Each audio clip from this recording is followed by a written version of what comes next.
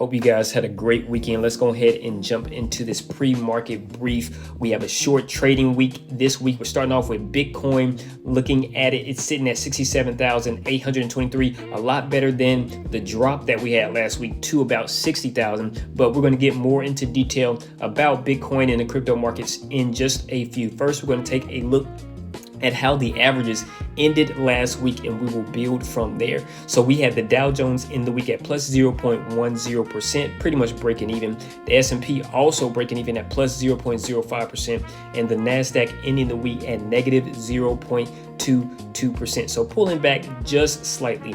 Let's take a deeper look at the S&P. We're going to start on the daily time frame. We see that we are still somewhat in that sideways trend, somewhat in line with my prediction earlier this year or at the beginning of this year, with the pattern repeating from the last 2 years, where the market had somewhat of a downward trend, and then about 3 or 4 months into the year, a change in that trend back to the upside, recovering from the pullback and then heading higher. So we're going to see if that continues throughout this year. But let's take a look at the 30-minute time frame and see if we got any more detail on what today may bring. We do not. We do see that we still are somewhat showing on this smaller time frame or shorter time frame the visual of a downtrend, because we have highs right here and then a pattern of lower highs, one right here and then two somewhat right here. This is the beginnings of a sideways trend, a smaller sideways trend, but we'll keep an eye on that. We'll probably get a better idea of where this is going during intraday trading or by the end of the trading day. But I wanted to show you guys this pattern that I was talking about in specifics with the Apple stock. So we're going to go to AAPL.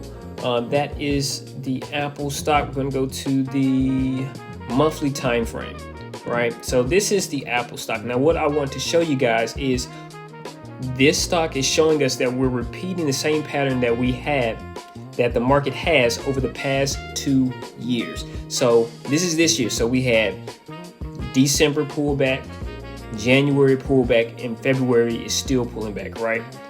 Now let's go back to last year.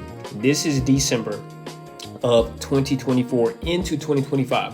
We had a pullback all the way up until April, May, and then we had the recovery and pushed to a higher high. Did this happen the year before? Pretty much. It was somewhat of a sideways trend though for this previous year. Actually, it was a downtrend. This is December 2023. Pullback till about April, and then May shot up and then pushed to a new high. So this is the pattern that I've seen repeating even 3 years back. This is 2021, 4 years back. Goodness. But this is more of a sideways trend when it came to this one. And I believe in 2023, it was a push up to the upside. And that was probably because we were going into the end of Biden's presidential cycle. But other than that, basically the market is repeating the pattern of a pullback somewhat to a sideways trend, and then waiting until we're about in April or May to push up. So right now is a prime time to either average down in your stocks, find new stocks to buy into because they're pulling back and the market is just unstable and very volatile. But it's a key moment that you can definitely take advantage of. Let's go ahead and take a look at Bitcoin on the daily time frame, and we see that we are still trading in those ranges that we identified last week, with the low being at $60,279 and the high of that range being at $72,094. So on the daily time frame, we're still bouncing between that range. Not much change. I believe this will change once we get more clarity on the Clarity Act in Congress. So hopefully we get some push through with that. But Congress is mainly focused on DHS right now. Let's look at a 30-minute time frame, see if we got we can get any more clarity on the situation. The only thing that we see is that we have possibly created a new super low floor here. Let's identify that real quickly. Boom.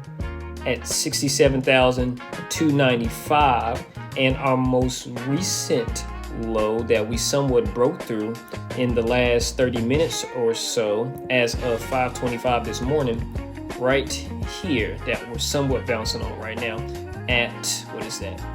67,866. So it's nice to see that we have a higher low. That's a good sign.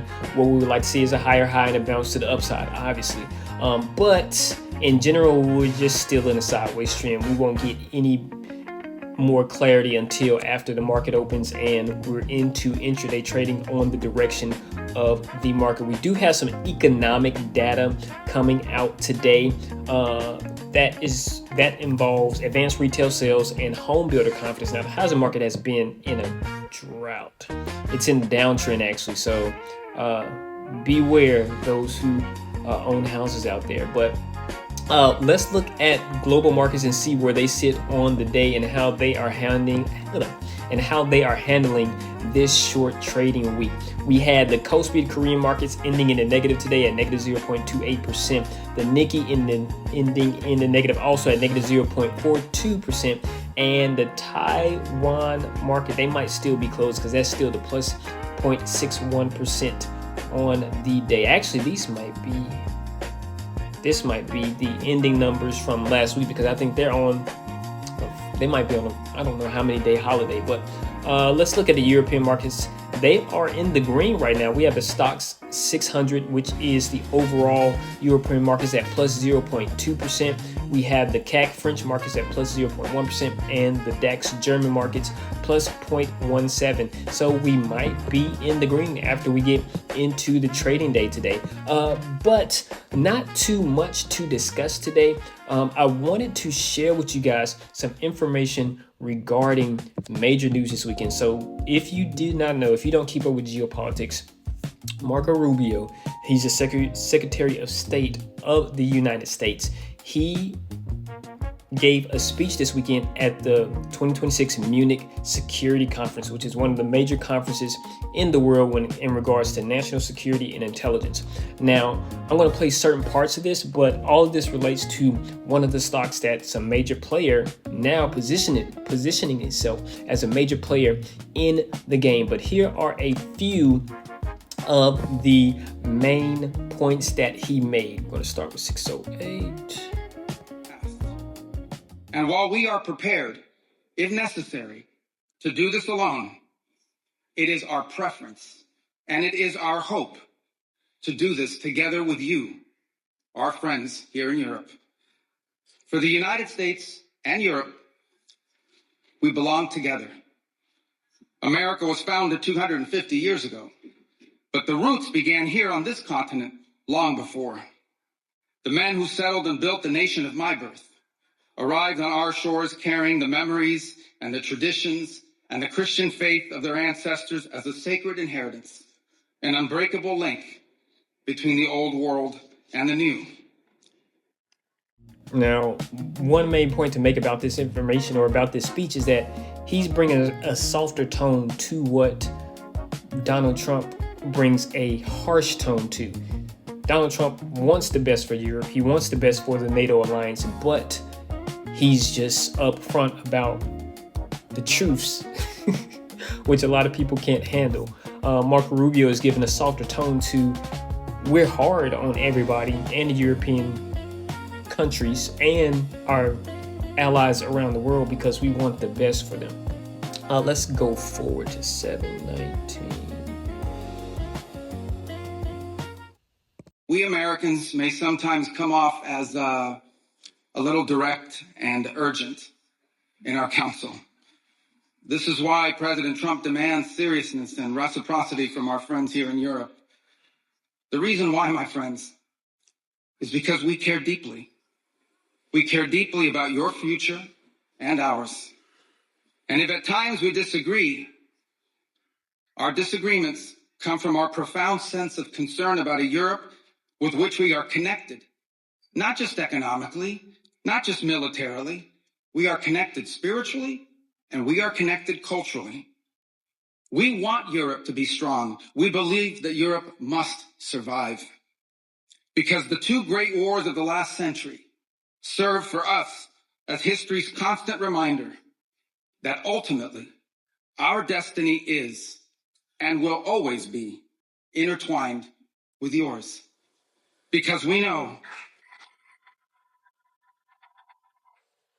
And there's let's see, a few more clips that I wanted to show you guys, but that's just bringing emphasis in a softer tone, like I said, to the message that Donald Trump brings in a very direct and brute force tone, I guess you could say. To always be the master of its own economic and political destiny. It was here in Europe where the ideas that planted the seeds of liberty that changed the world were born. It was here in Europe where which gave the world the rule of law, the universities, and the scientific revolution. It was this continent that produced the genius of Mozart and Beethoven, of Dante and Shakespeare, of Michelangelo and Da Vinci, of the Beatles and the Rolling Stones. And this is the place where the vaulted ceilings of the Sistine Chapel and the towering spires of the great cathedral in Cologne, they testify not just to the greatness of our past or to a faith in God that inspired these marvels.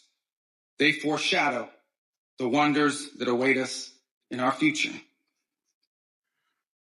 And one more clip for you guys just to wrap this up. Deindustrialization was not inevitable. It was a conscious policy choice, a decades-long economic undertaking that stripped our nations of their wealth, of their productive capacity, and of their independence. And the loss of our supply chain sovereignty was not a function of a prosperous and healthy system of global trade. It was foolish. It was a foolish but voluntary transformation of our economy that left us dependent on others for our needs and dangerously vulnerable to crisis. Mass migration isn't some fringe concern of little consequence. Now, with that information, what I want you guys to understand is that this is a key time not only for the U.S. economy and the U.S. stock market, but also global economies and global stock markets, which is why it's key to be invested in these different countries, different regions. Why I talk so much about the ETF in Korea that's surging, has been surging all year. The ETF in Taiwan, Japan, European countries. I believe I have the Netherlands, Switzerland, a couple other ETFs in my portfolio because I don't have the time to delve into the individual stocks in those countries just yet, but that may be coming in the future. But investing in these for the next 3 to 5 years is going to be key because everybody is going to be either building up their military, building up their supply chains, building up their economies. So there's going to be a surge in reindustrialization, not only for the US, which is already happening, but also for these other countries around the world. The next 3 to 5 years is a prime time to invest in most markets in this world because of this mandate to be able to defend yourself, but also be a benefit to your allies. And this conference is the same conference that Planet Labs, yes, I'm talking about them again, Planet Labs convened 2 advisory boards, one for specifically the European continent, and then the other specifically for national security and intelligence communities. This company, I believe, is in a prime position to take advantage of this new age, of this big move to reindustrialization, securing supply chains, building up military and defenses. It's the next 3 to 5 years is so key, you guys. Oh my goodness. I don't know how else to say it. But I believe that is all that I have for you guys today or this morning. So yeah, we're ready for the trading day. There might be some news that is released today, and I will get that to you guys tomorrow. If there's ever any stocks that you're interested in investing in and you want me to do an analysis of and put on these videos, feel free to message me. Please like, share, and subscribe. I hope that we can invest together and be able to fire our boss in the next 1 to 5 years. That is the goal, to have that option to either stay in the career or job or business that you're building or expand outside of that with the option to fund your business, fund the career that you want to pursue, with the freedom, financial freedom, to support and fund those things. That is why we are stocking the future. I want you to be able to fire your boss. I'm telling you, man, next 5 years is crucial for my generation. If you're in your 30s, we're getting up there, boy. But other than that, guys, that's all that I have for you on this lovely Tuesday morning. We got a short trading week, a lot to look at, a lot to do. Oh, there was one other thing that I wanted to show you guys. This was a clip that I saw yesterday regarding memory chips, and this is why after this clip I'll show you the 3 stocks that align with this memory chip shortage that may hamper a lot of the technological and AI build out in the coming months and years. So let's take a look at this. President of Robinhood UK, but first, some of the biggest names in tech, including Elon Musk and Tim Cook, are warning about a global chip crisis in the making. Now, they say a shortage of memory chips is beginning to hammer profits, derail corporate plans, and inflate price tags on everything from laptop to cars, and the crunch is only about to get worse. With us now is Neil Campling, Bloomberg senior strategist. Neil, thank you so much for joining us. So how is the huge increase in memory demand actually showing up in corporate outlooks, but also company models? Yeah, so basically with the latest AI chips, they use somewhere between 6 and 10x the amount of memory of the earlier H100 AI chips. So there's a huge amount of consumption required for that. So it's having that impact. And we have to remember that it takes between 3 and 5 years to build a new memory fabrication plant. So that's creating this bottleneck. And it's quite interesting to hear. 3 to 5 years. That's the timeline that's going to extend the demand cycle. They're already having trouble right now. So the next 3 to 5 years, building out this demand, building out the supply chain to supply these chips, it's going to be high. And this is why investing in these industries, AI, chips, memory, are prime for just growth.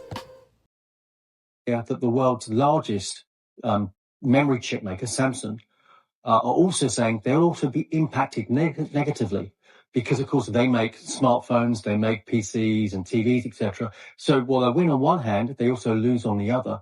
And this is going to get worse. We've heard from many corporates about this chip impact. And in fact, Hynix, another memory producer, have said it's going to get worse before it gets better in terms of being able to supply to meet the demand. It's a big issue. At the same time, I mean, mentions of AI disruption on management calls is really skyrocketing. How's that playing out amongst investors? I mean, is this why we saw these choppy markets over the last 10 days? Yeah, absolutely. We've seen the nervousness. And I think part of that nervousness is because we don't necessarily know how it's going to impact those business models. So even when a company like a CBRE, the Goliath in terms of commercial real estate, have come out and said, we're trying to quantify that we can use AI to our advantage to reduce our research costs by 25%. The stock actually got hit hard because the investors' view was, well, if they can do it internally to save 25%, what can external models do? They can probably do it much more efficiently for a very small price. So there's a clip of a bit of information regarding AI demand, but this uneasiness in the market as far as it pulling back, remember, in my model, I'm not relating that specifically to how people feel about AI and demand and all of that. That is more technical. It's just a seasonal type of thing that has happened the last 4 or 5 years